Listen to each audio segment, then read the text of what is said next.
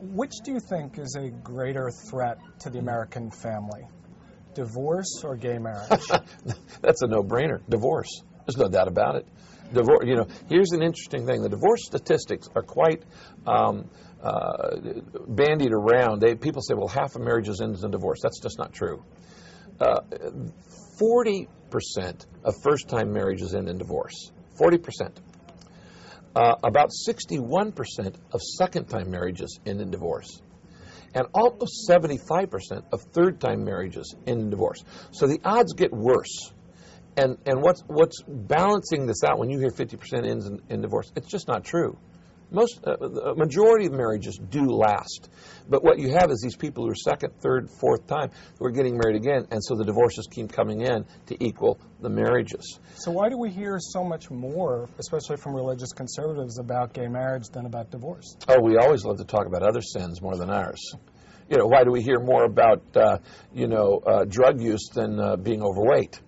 Okay, why do we hear more about, anything else besides wasting time? Okay, it's our gossip.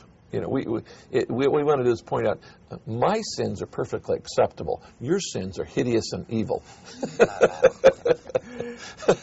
Now, one controversial moment for you in the last election was your support for Proposition 8 in California. Yeah.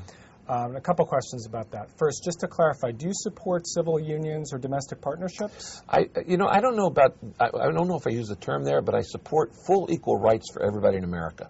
I don't believe that we should have unequal rights depending on particular lifestyles or whatever stuff like that. So I fully support equal rights. What about like partnership benefits in terms of insurance or hospital visitations? To me, that's not a problem with me. But the issue to me is I'm not opposed to that as much as I'm opposed to the redefinition of a 5,000-year definition of marriage. I'm opposed to having a brother and sister be together and call that marriage.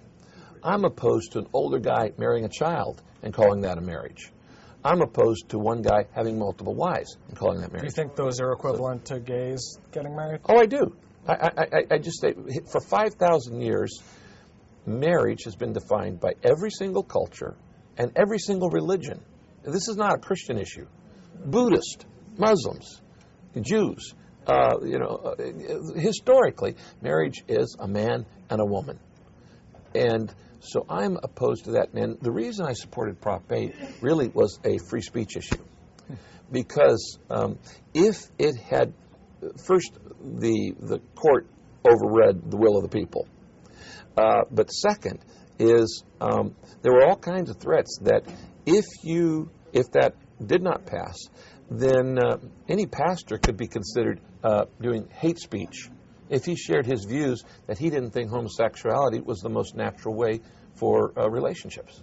And that would be hate speech. Well, to me, we should have freedom of speech. Okay? And you should be able to have freedom of speech to make your position, and I should be able to have freedom of speech to make my position. And can we do this in a civil way? Most people know I have many gay friends. I've eaten dinner in gay homes.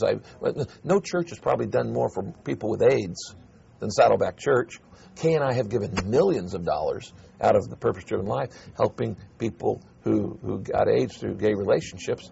So they can't accuse me of homophobia. I just don't believe in the redefinition of marriage.